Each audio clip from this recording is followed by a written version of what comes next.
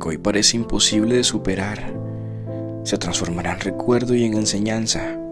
Todo lo que enfrentaste, lo que desafió tu paciencia y rompió tu corazón, habrá servido para moldearte, para recordarte tu valor y para abrir el camino hacia la persona que estás destinada a ser mañana. Lo que parecía dolor se convertirá en poder, y lo que hoy te pesa, mañana será la base de tu victoria. La tormenta habrá terminado y la vida volverá a fluir con nuevas oportunidades, nuevos comienzos y alegrías que antes no podías imaginar. No te apresures, no pierdas la fe. Cada dolor tiene un final, y cada final prepara el camino para la paz y la plenitud que mereces. Escribe amén si así también lo crees.